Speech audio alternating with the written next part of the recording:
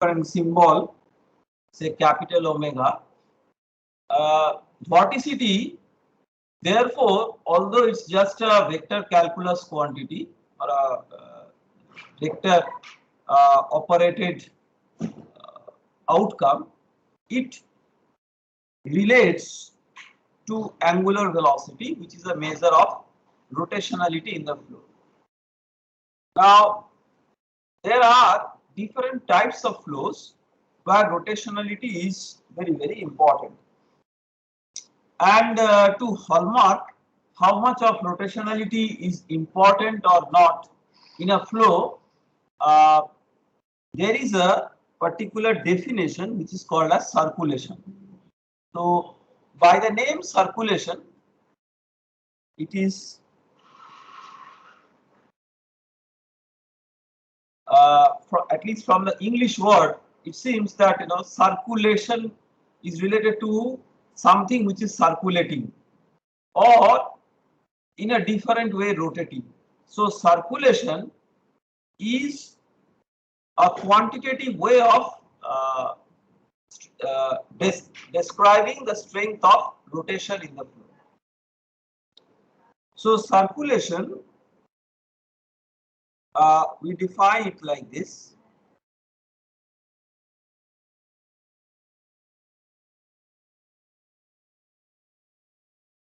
So of course it's a mathematical expression. I will tell you what it is. First of all, I mean, those of you who are not very familiar with different mathematical symbols, this is called as contour integration. So contour integral. So what it means is that you have to take a closed contour. It may not be circle. I mean, it can be anything. So you have a point. You take a closed contour around that point, I mean, which encloses completely, and you also give a directionality because it is talking about rotation, so a directionality is important. So you give a directionality, typically anti-clockwise. So you traverse along this in the anti-clockwise direction, and while each traversing over each length, let us say this is the dl. This is the differential length on the contour, and it is given a vector sense by considering it in the direction of this traversal of the path. And the point, I mean, at which we are taking the small line element on the contour, at that point, let us say v is the velocity. So you take a dot product of this, v dot dl, and take an integral of that over this entire contour path. It must be a closed path. This is very important. It cannot be an open path. It is any path, but it has to be a closed path. So the circulation is defined in this way. As we speculated that from the English name, it should signify the strength of rotation. And from the mathematics also it is quite clear, because this contour integral, which is basically a line integral along a closed line. So this is a line integral at them. So you can convert this line integral into a surface integral.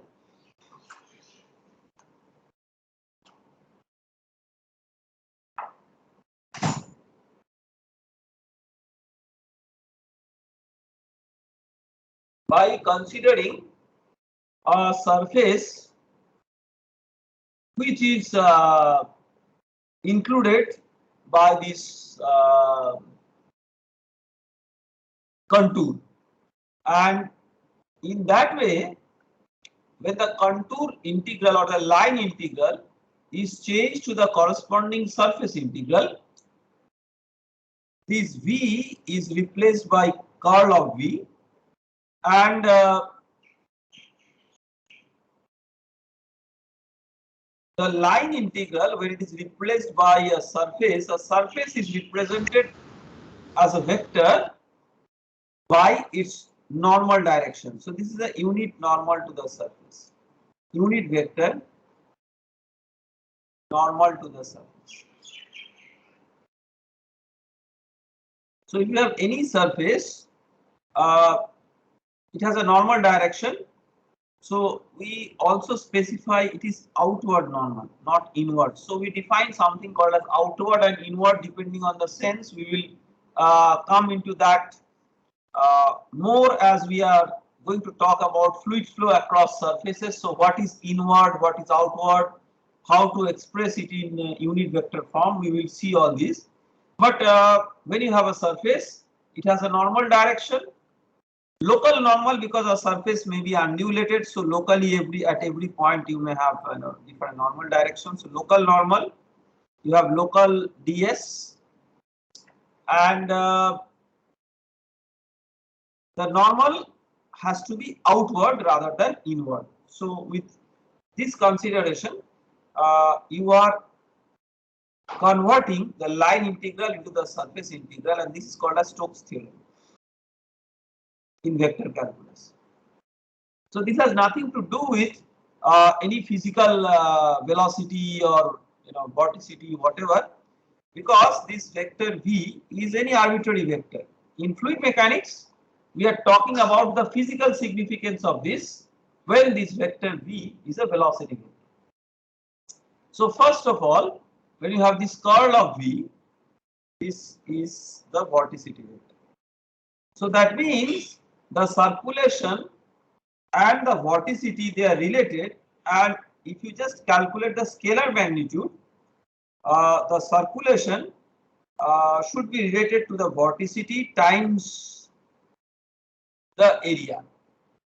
To check how it physically relates to the nature of a flow which has a well-defined type of rotation, let us take an example of something which is called as a vortex flow. So vortex flow is basically a flow which is represented by two coordinates of, or say two components of velocity. One is v theta, which is a function of r. So if you see the polar coordinate system, it's a cylindrical polar coordinate system. A point in the plane, r theta plane, will have a coordinate r and theta. This is the well-known polar coordinate system. And we also have a third dimension, which is like the cylindrical axis, which is a z direction. So the vortex flow is defined as a flow for which you have definitely v theta as a function of r. Vr is equal to 0 and Vz is equal to 0. So this is the definition of a vortex flow.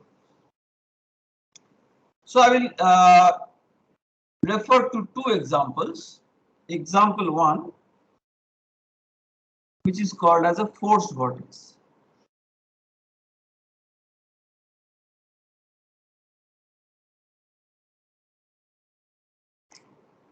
So forced vortex,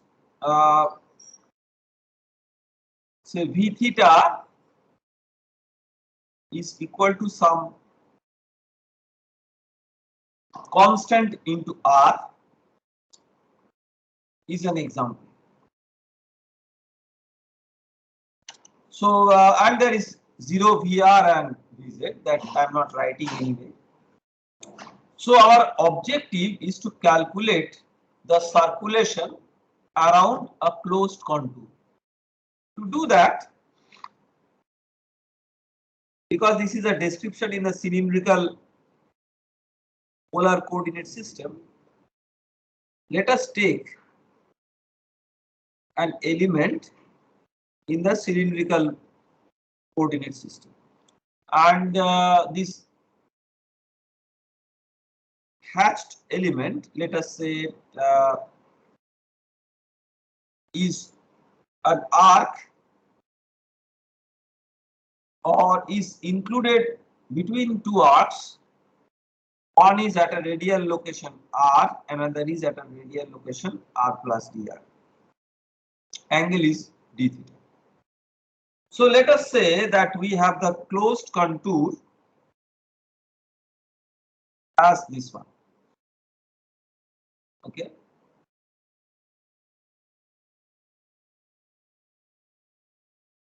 So once we take the closed contour as this one, let us calculate the circulation of flow. So to calculate the circulation of flow, the total contour integral, so that is integral v dot dl. So we break it up into the four line integrals. First line is AB. So we are traversing in the anti-clockwise direction. I'm just showing you how to calculate this integral. It's of course straightforward, but not that trivial, as I will explain you as we go through the examples of this vortex flows. So first of all, AB. So along the line AB, you have the velocity. First of all, see v theta, theta positive direction is what? Theta positive direction is what I have shown in the black arrow. So v theta on this line, this is c into r, that is towards the left, whereas the dl, which is the line element, which is a to b, that is towards the right. So their dot product will be negative. So v is c into r, dl is ab, which is r d theta, and I'm not writing the integral anymore because anyway what I'm doing here is I'm making it into four parts, and each part is like it, I mean it is just the total thing. So you have basically found the dot product of velocity into the length over this AB, where velocity is constant c into r and length is also constant. So the integral is just the this result with a sign because of the sense that the velocity and the position vectors, they are opposite to each other. Their dot product comes with a minus. Now we come to this VC. We have to keep in mind that this the vortex flow is having a flow only in the tangential direction, that is theta direction, and VC is in the r direction, which is perpendicular to the theta direction. So the direction and velocity will be perpendicular for VC, and therefore the dot product is 0. So we are not having anything, but CD will be very much there. So for CD, the V theta will be C into the radius. Radius is R plus dr, and the dl is R plus dr into d theta. Okay. So the net, these two terms are only there. The final one, that is dc. If you traverse in that way, the last path will be dc, and that is also perpendicular to the velocity, so it will be 0. So this will be minus c r square d theta plus c r square d theta plus C R dr d theta plus C dr r d theta plus C dr square d theta. So once we do this calculation, we can easily cancel these two, and we have dr d theta. This order term is more significant than dr square d theta. So it's a higher order term and we can neglect. So this will be simply 2 into C into R dr d theta. Now this R into dr into d theta is the area of the hatched region. So R into d theta is this one, and dr is the width. So because it is small, its area calculation is like a rectangle. So what it means is that the circulation per unit area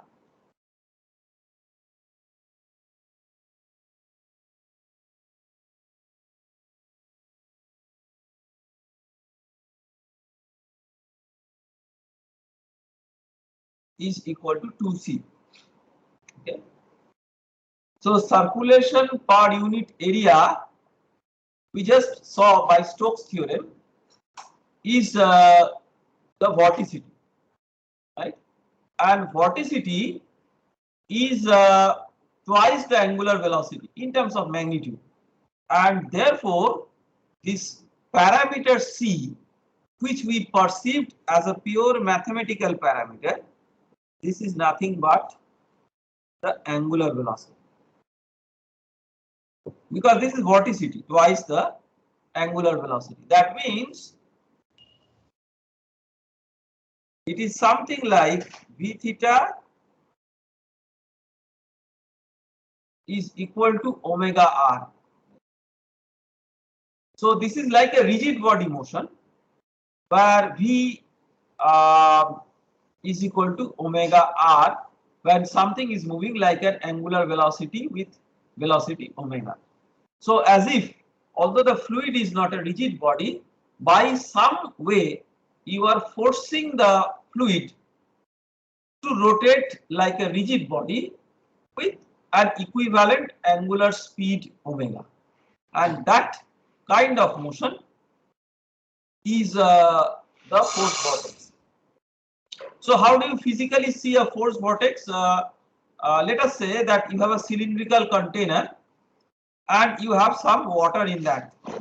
If you rotate the cylindrical container with respect to its axis by an angular velocity, you can generate a force vortex in the container. So if, for example, if you have a container, let me just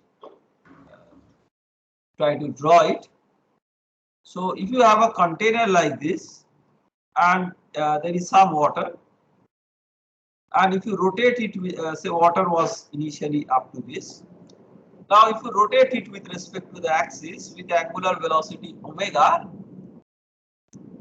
you will see that, all of you know that you will get a paraboloid of revolution type of shape of the free surface. So this is an example of this force vortex, because the velocity that you are imposing here is in the theta direction, the rotation with respect to z axis, by rotating it with an angular velocity omega. See the very interesting thing. You are rotating the solid container with angular velocity omega, and you are coming up with a description of the fluid flow, but the fluid flow also assumes an effective angular velocity omega. That synchronization between what you impose forcefully from outside and what is the motion that the fluid gathers out of that can be possible only if the viscous effects are not that significant, and that is something which is important and which is practically relevant in a condition where the external forcing, this omega, can be so strong that irrespective of whatever viscous effects are there in the flow, still you have this rigid body type of motion. The next example that you will see is called as free vortex. So I will just erase this.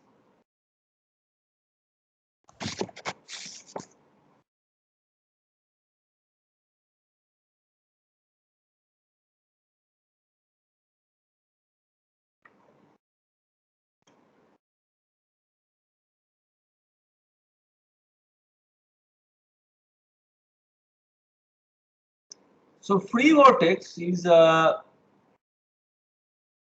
defined as, see, vortex flow is V theta is equal to a function of R. So for free vortex, V theta is C by R, and of course VR equal to 0, and axial component is also 0.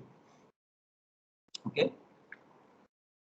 So I will of course tell you that what kind of physical flow is being represented by this, but just before that, let us calculate the circulation.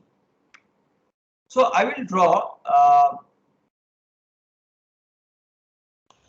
this solar coordinate element just as we drew for the force vortex calculation. Similar, I will draw, and we will mark them. So this is point O, A, B, C, D. Now, when we are doing some calculations, the first point about the calculation is the choice of the element. So you have this contour integral of V dot dl. So one of the very important things is what is that contour that you choose. Last time we chose this A, B, C, D, but somebody who is very argumentative will say that why we choose this. I mean, are there other options of choosing it?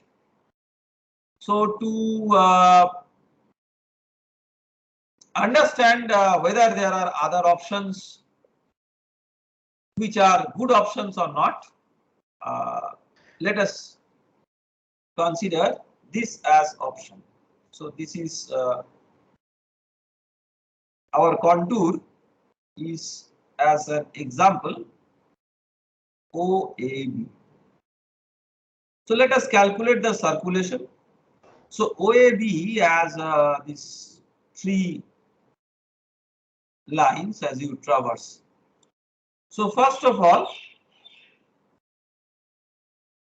when you are considering OB, it is perpendicular to the theta direction in which the velocity is there. So that part will not contribute. AO, that part will also not contribute because these are all perpendicular to the V theta. Only AB part will contribute. So AB part, what is that velocity? Velocity is, remember this is radius equal to R. So C by R, and the length of this BA, what is that? So we are traversing along this, remember. So this is R d theta. So this becomes C into d theta. Okay. Now let us take another example.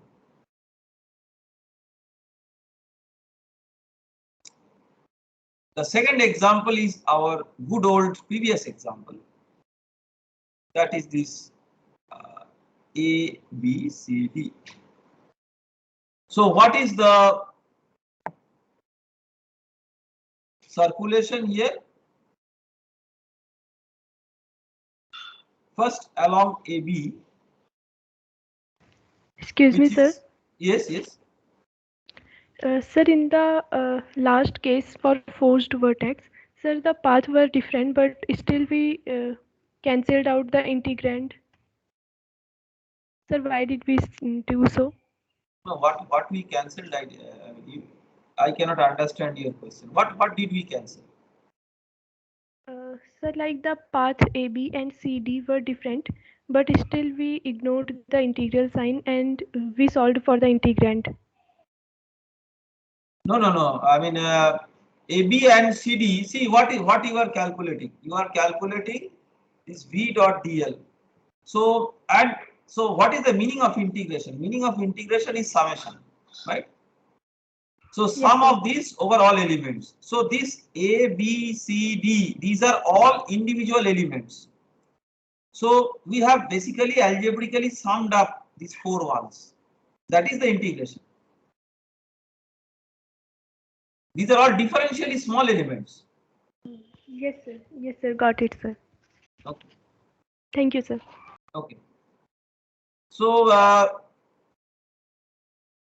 the for the ABCD,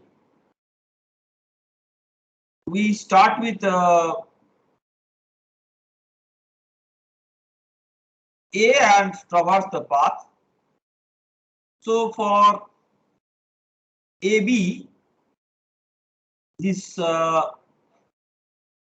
d theta is C by R and the length is R d theta. Sorry. You will have a minus sign because of the direction of the line element and the direction of the velocity, they are opposite. Then you go to the next one, the BC contribution is 0 because it is perpendicular to the velocity. For the CD, it is C by, now R has become R plus dr, and the arc length is R plus dr into d theta, and dA part is 0. So if you just simplify, this R and R get cancelled and this get cancelled, so this becomes 0. So now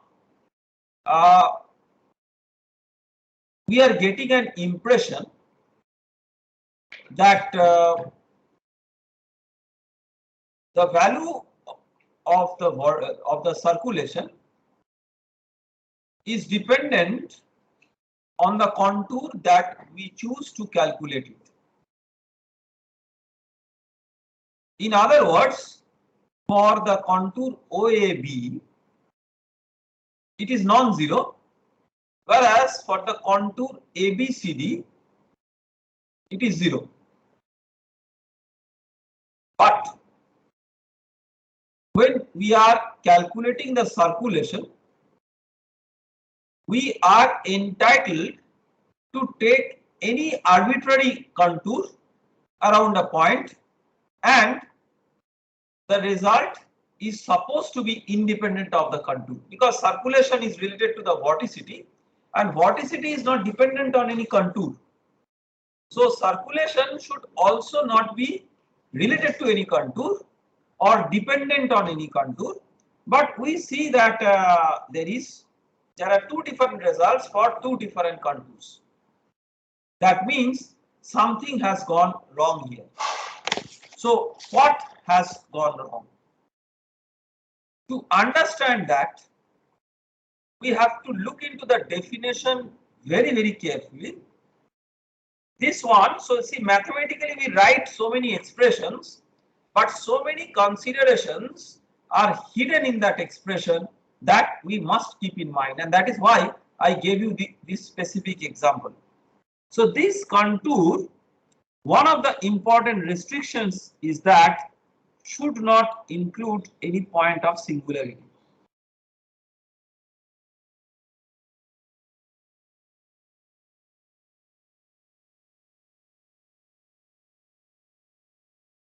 What is the point of singularity? So when you have, for example, 1 by r equal to 0 is a singularity, because then the expression blows up to infinity. So clearly what it means is that when you are writing an expression v theta equal to c by r, that r equal to 0, this one is a point of singularity, because then this v theta tends to infinity there. So that point cannot be included. But in the OAB, that point is very much included, and therefore this is a wrong choice of the contour. This is wrong. Right.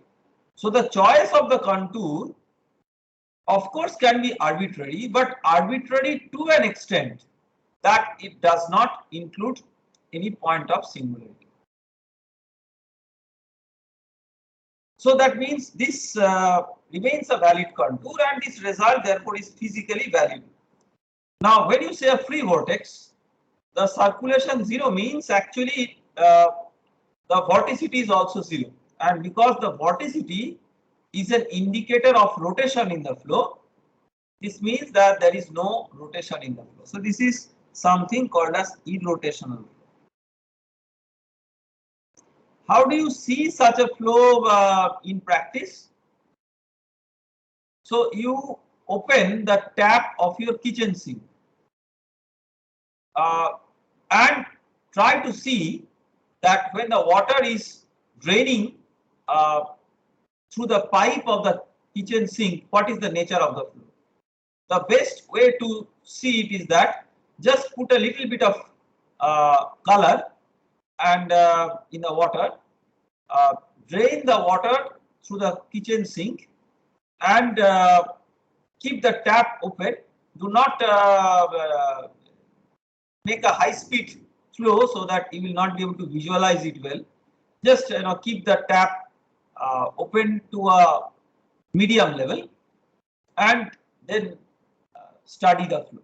So what you will see, so if I just make a simple schematic description of what I want to mean.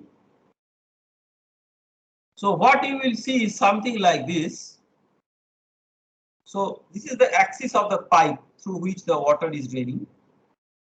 So when the water is getting sucked into the sink from the periphery, as the water is coming close to the sink, its velocity is increasing tremendously. So in the general kitchen sink, in the periphery, the water velocity is very small, but as it is coming nearer and nearer to the sink, its velocity is increasing, and it is something just just like for the conservation of mass, because all the water which is scattered and diffused, it is forced through only a small area, and therefore it will be speeded up. So in a way, this is having a flow which is very much similar to the velocity is inversely proportional to this radial coordinate, where close to the axis is the velocity is the maximum. So the flow in the kitchen sink is something which is like this free vortex. Now in reality, to model a vortex flow, so I mean, what are other examples of vortex flow which are very important in terms of natural or physical phenomenon? This example of tornado or cyclone. So when you have a tornado or a cyclone, you have a strong rotation in the atmosphere, and that strong rotation in the atmosphere makes it to be mathematically describable in an approximate manner by a vortex flow, because rotation means you have v theta component, that for sure. So now if you are trying to mathematically describe a tornado by a velocity this v theta, so definitely you will have a very high rigid body type of motion in the this atmosphere. See, atmosphere has viscous effect, but if the rotational strength is very high, it is almost like a rigid body that the atmosphere rotates. and that means that in a very strong zone of influence, it is like a force vortex. So in that strong zone of influence, the V theta, if you plot V theta as a function of R, V theta will be equal to some constant into R. That means you will have straight line passing through the origin. But as you go further and sorry, this is R.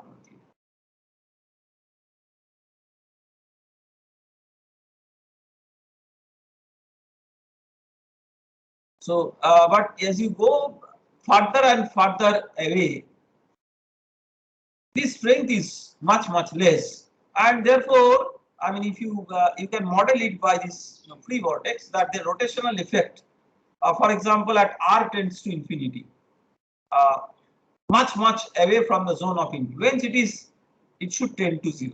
So it is something like inversely proportional to R, so the rectangular hyperbola type of thing. So it can be superimposed over this beyond a critical R.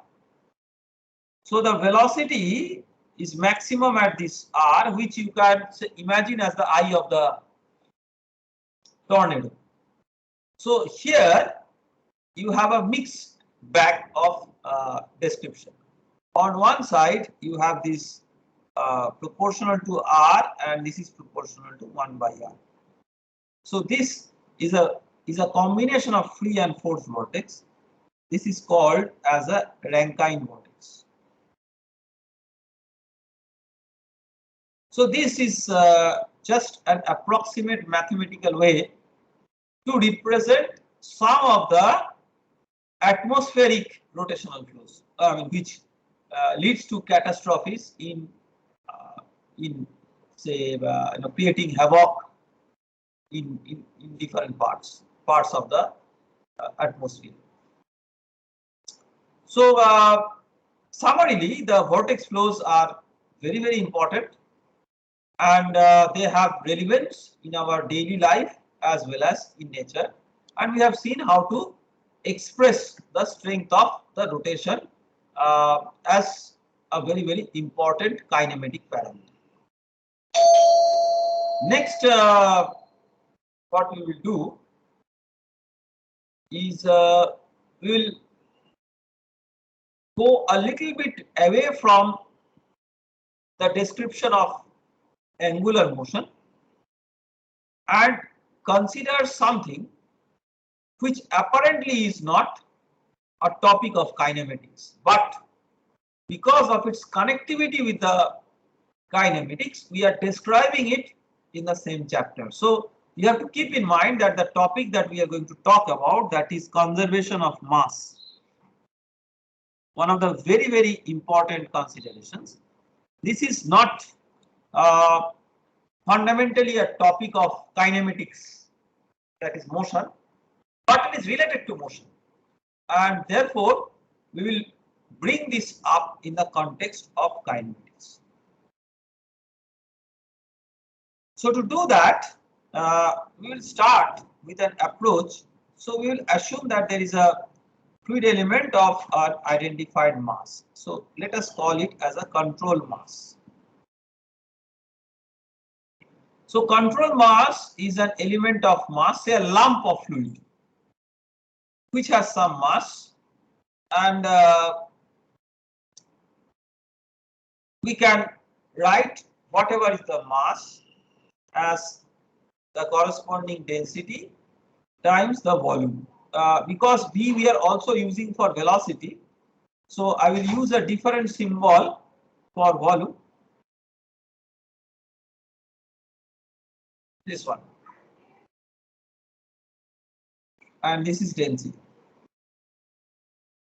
So this is a school level description of what is mass, density into volume.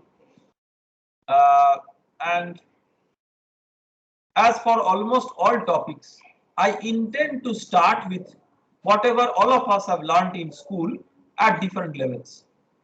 That is where all of us come to the common platform and make a conscious effort to understand it physically rather than very formally.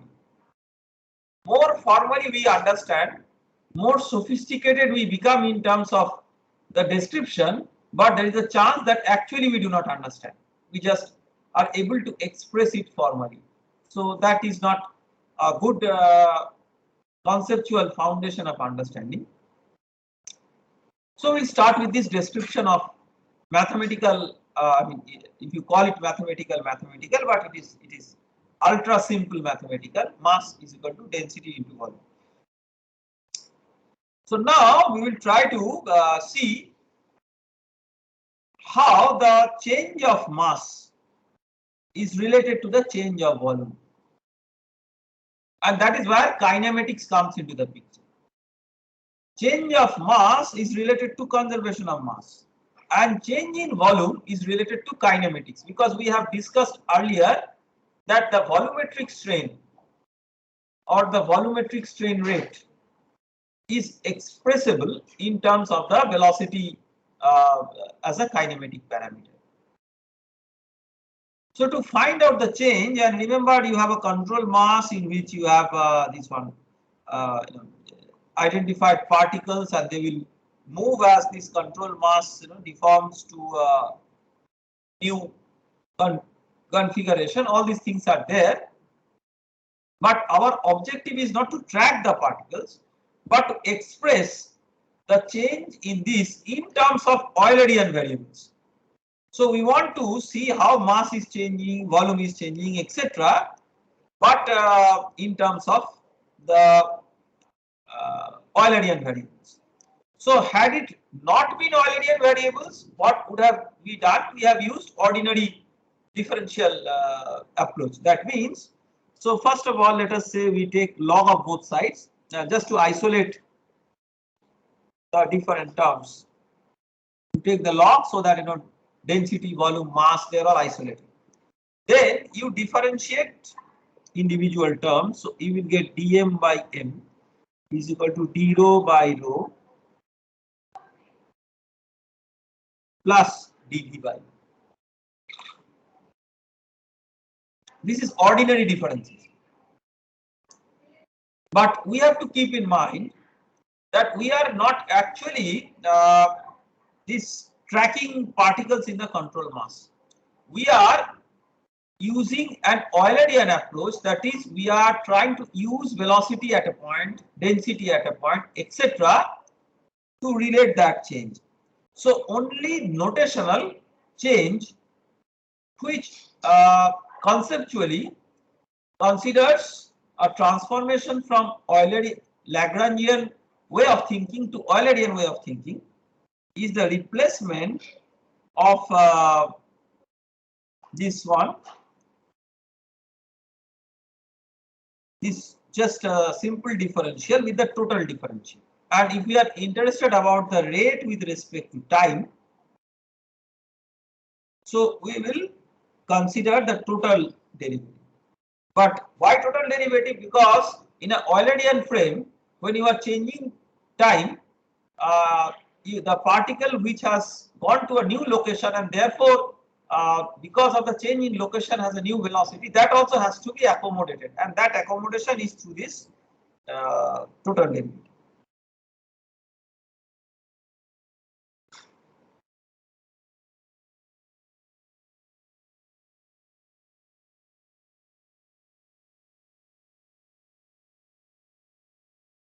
Physically, we are talking about an element, fluid element, where we are talking about the rate of change.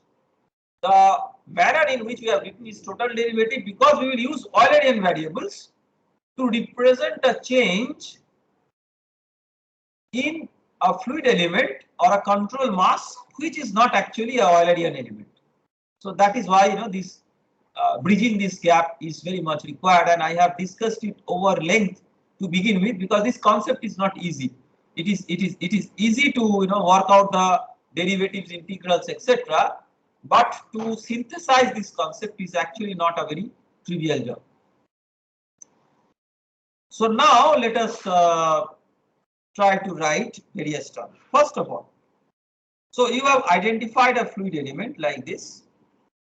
So this fluid element has a fixed mass.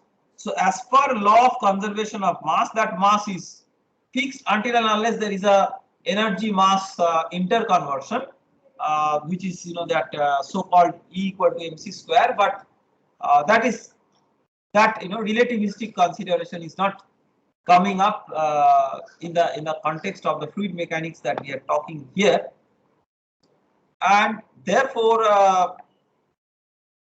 this will be equal to 0.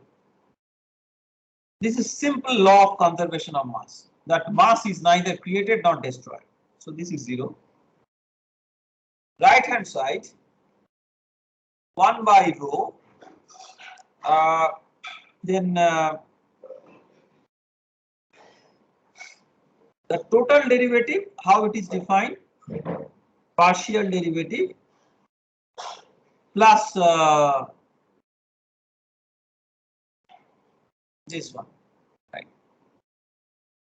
This is the total derivative definition. Partial derivative with respect to time plus the convective component.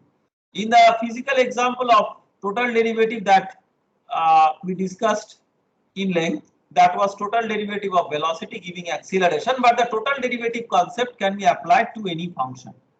So it can be applied to density, which is a function of space and time, and any Eulerian variable we can do it.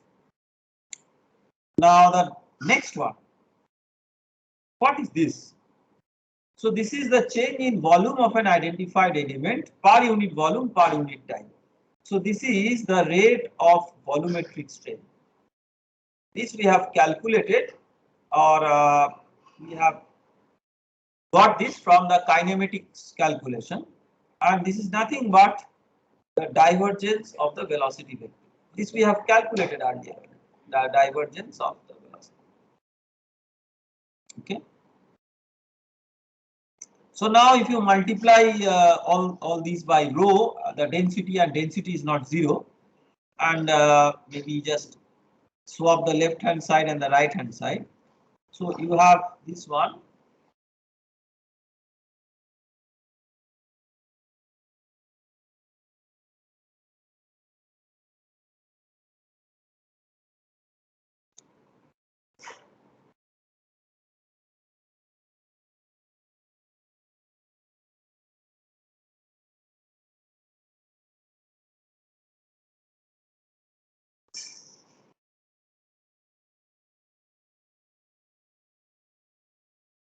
Okay. So now, so this is like, I mean, this is vector calculus, of course, but if you imagine an equivalence with ordinary calculus, so it is just like, A into, or say, V into d rho dx plus rho into dv dx. If you just take a equivalence of ordinary calculus, so that is as good as ddx of rho into v. So similarly, this is also product rule of vector calculus. So we can combine these together and write this one. So this expression that